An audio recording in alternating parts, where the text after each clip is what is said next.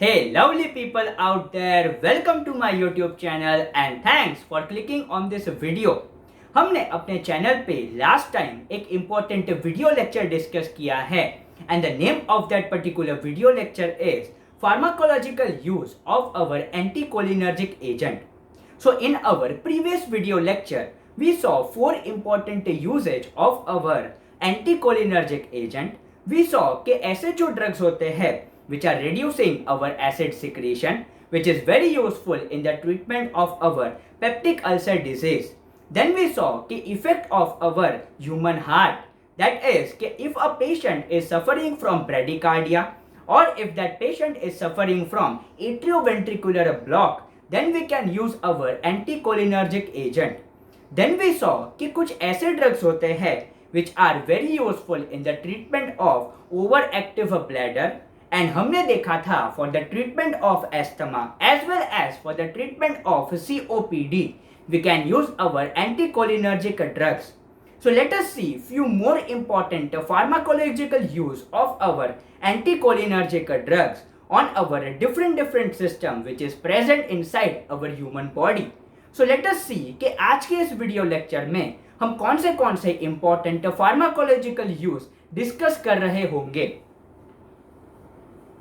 So in today's video lecture, we are going to understand the pharmacological action of our anticholinergic agent on secretion. Then we will see the pharmacological action of our anticholinergic on the smooth muscle. Then we will see the pharmacological action of our anticholinergics on our human eye.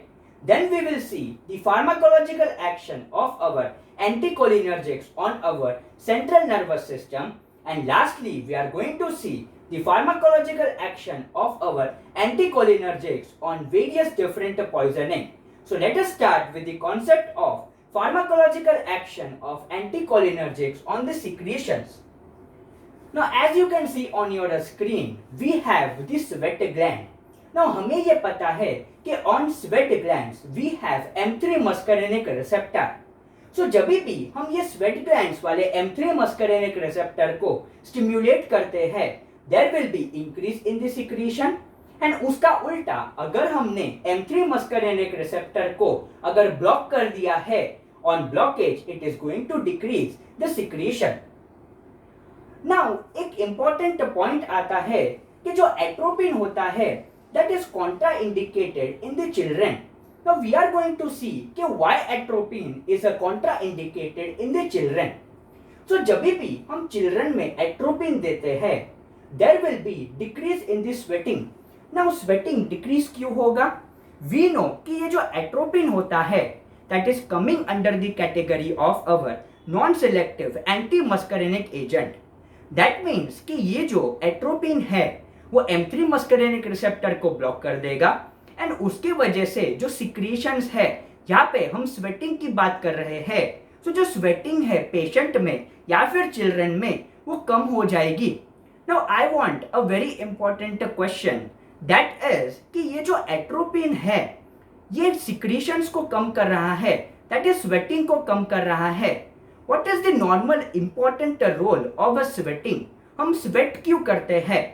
So the answer is हम sweat इसीलिए करते हैं ताकि जो हमारा body temperature है वो कम हो पाए. Now whenever we are giving atropine to the children, so definitely atropine ने स्वेटिंग कम कर दी है. नाउ ये जो चिल्ड्रन है वो एक जगह पे तो बैठते नहीं है, they will do lots and lots of different physical activity. उसके वजह से क्या होगा? स्वेटिंग तो हो नहीं रही है. सो जो बॉडी टेम्परेचर है चिल्ड्रन में वो बढ़ जाएगा and this increase in the body temperature is known as hyperthermia. And hyperthermia के वजह से चिल्ड्रन में डेथ भी हो सकती है. That is why this atropine is a contraindicated in the children. So when we are giving atropine, there will be decrease in the sweating. So on physical activity, there will be rise in the body temperature, and this rising in body temperature is known as hyperthermia, which might lead to death. And इसके लिए atropine is a contraindicated in the children. Now let us look at some of the important pharmacological use of our atropine. Now ये जो atropine होता है या फिर anticholinergic agents होते हैं, they are mainly used as a pre-anesthetic medication. Now the question is why we are using anticholinergics as pre-anesthetic medication. So we know कि जो हमारा respiratory system होता है, respiratory system में we have a cilia. Now what is the important function of our cilia? So जो function होता है cilia का is to remove the secretions which is also known as mucociliary secretion. Now जब हम anaesthesia देते हैं via inhalation, ये क्या करते हैं कि this anaesthesia is inhibiting the action of cilia. So अगर एक्शन ऑफ सीलिया ही अगर इनहिबिट हो रहा है, what was the main important function of cilia? That was to remove the secretion. So अगर आफ्टर गिविंग एनेस्थीसिया अगर हमने इस सीलिया की एक्टिविटी को अगर इनहिबिट कर दिया है, सो अगर कोई सिक्रीशन अगर रेस्पिरेटरी सिस्टम में है तो वो रिमूव नहीं हो पाएगा. क्यों? Because we have inhibited the action of our cilia. So उसके वजह से प्रॉब्लम और बढ़ सकती है. So if the function of cilia is inhibited then it might lead to accumulation of the secretions. So इसके लिए we give anticholinergics the day before. So anticholinergics क्या करेंगे? They will prevent the secretion during operation. So अगर after giving anesthesia अगर सीलिया का function अगर inhibit भी हो जाता है, सिक्रीशन ही नहीं है, तो कोई प्रॉब्लम ही नहीं होगी. So the drugs which are mainly used as a pre-anesthetic, we have two important drugs. The very first one is atropine and the second one is glycopyrrolate. Now let us see the action on our smooth muscle. So on my screen I have three important smooth muscle. The very first one is the colon, the second one is the ureter and the third one is the bile duct.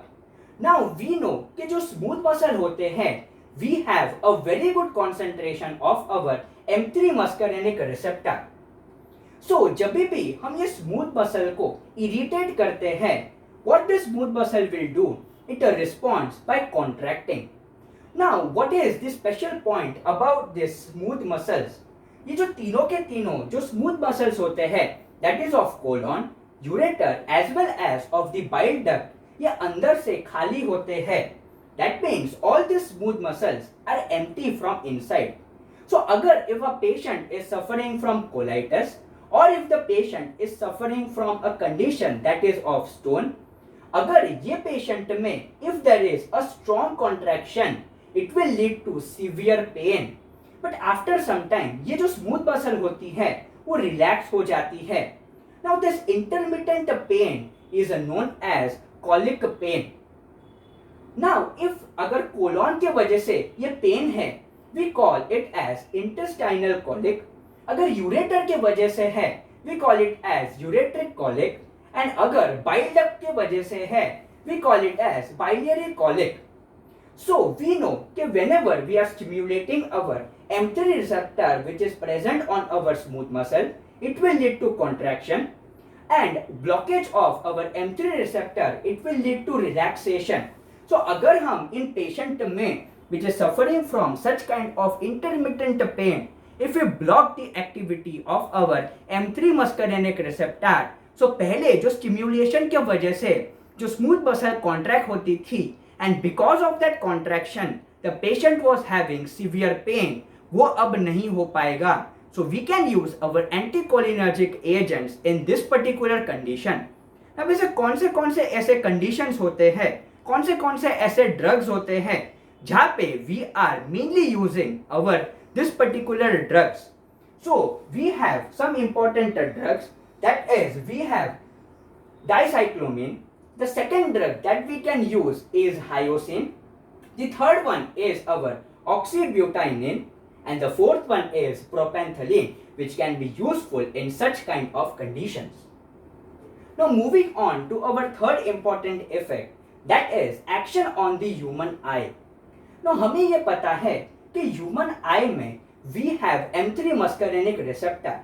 So whenever we are stimulating our M3 muscarinic receptor, it is going to produce the contraction of our pupil and that contraction of the pupil is known as meiosis.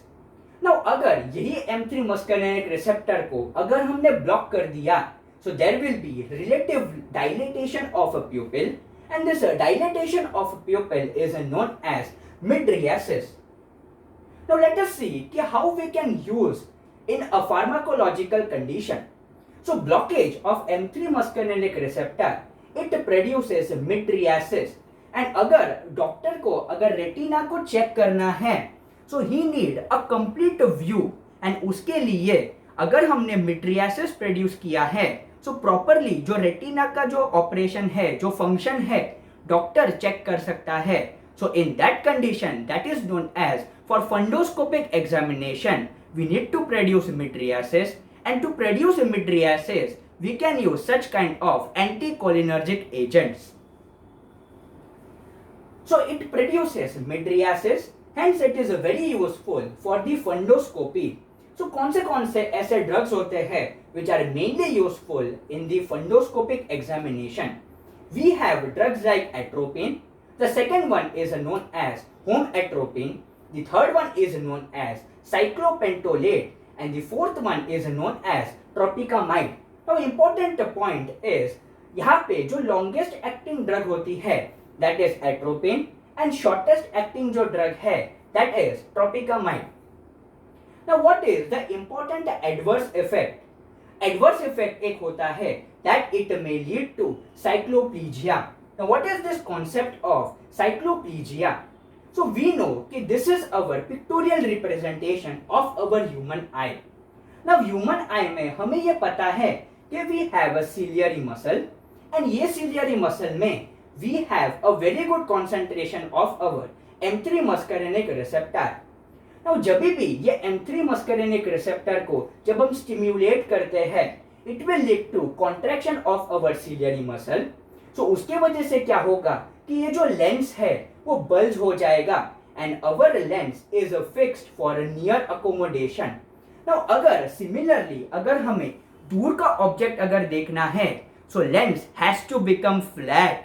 So for that अभी जो lens है वो अगर flat होना है, so definitely there need to be relaxation of our ciliary muscle. So अगर relaxation of our ciliary muscle होगा, so there will be a proper stretch on our lens, and अगर लेंस अगर properly stretch हुआ, so definitely जो lens की size होगी वो flat हो जाएगी, and our lens, our eyes is fixed for looking at the far vision or far away objects very easily. Now this particular concept is known as accommodation. Now ये क्या करते हैं जब भी हम एंटीकोलिनर्जिक एजेंट्स देते हैं, anticholinergic agent is blocking the M3 muscarinic receptor which is present on our ciliary muscle. उसके वजह से क्या होगा कि रिलेटिवली जो हमारा ciliary muscle है वो रिलैक्स हो जाएगा, एंड रिलैक्स अगर ciliary muscle है तो जो हमारा लेंस है that will become flat, and जो हमारा लेंस है that is very well looking for the far away objects, यानी कि दूर के ऑब्जेक्ट हमें अच्छे से दिखाई देंगे, but we are not able to see the nearby object, and this, my dear friend, is known as the concept of cycloplegia. So जो anticholinergic agent होते हैं it may lead to cycloplegia. Now cycloplegia is very useful for refractory testing. Refractory testing मतलब जब भी हम doctor के पास जाते हैं चश्मे का नंबर निकालने के लिए, so for that particular testing cycloplegia can be very useful. And one most important point we need to remember is this anticholinergic agents, they are contraindicated for the angle closure glaucoma. Now the question is why it is contraindicated. So as you can see on your screen, here is the pictorial representation of our angle closure glaucoma. So as you can see कि यहाँ का जो angle है that is basically blocked, and अगर हमने anticholinergic agent अगर दिया है, we know कि एंटीकोलिनर्जिक एजेंट्स क्या करते हैं, it is producing a effect that is known as mydriasis. So अगर इसने mydriasis प्रोड्यूस किया, so can I say यहाँ पे जो एंगल है वो और फर्दर कम हो जाएगा. So पहले से ही एंगल कम है, by giving anticholinergic agent we are further blocking that angle so it is going to aggravate the condition of a glaucoma. इसीलिए जो हमारे ड्रग्स होते हैं that is anticholinergic drugs we are not giving in the patient of glaucoma. That means it is contraindicated. Now let us see the action of our central nervous system. So central nervous system में एक important condition होती है and that is known as motion sickness. Now motion sickness के लिए the preferred drug of choice is hyoscine, which is also known as scopolamine. Now what is this motion sickness? So motion sickness नाम से ही पता चलता है motion, that means whenever the person is in motion. जैसे for example जब भी हम high altitude या फिर घाट्स में जाते हैं, so many patient they are suffering from the problem of vomiting. So जब भी गाड़ी चलती है घाट्स में, so the person is feeling like vomiting. अब ये vomiting की कंडीशन अराइज ही क्यों होती है? Let us see that first.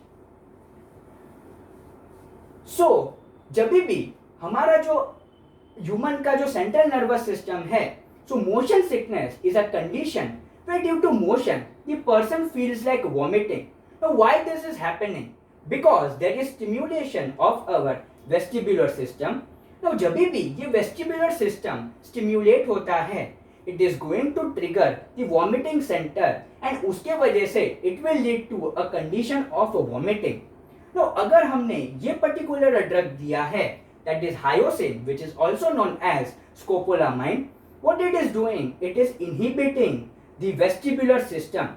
So अगर एक particular drug है which is inhibiting the vestibular system, so can I say कि अगर vestibular system ही अगर inhibit हो गया है, it is not going to trigger the vomiting center, and अगर vomiting center ही अगर trigger नहीं हो रही है, definitely जो person में vomiting की problem है वो अब नहीं देखने के लिए मिलेगी. So this is a very important drug which is also a drug of choice for the condition of motion sickness. Now finally we can use our anticholinergic drugs for the treatment of poisoning.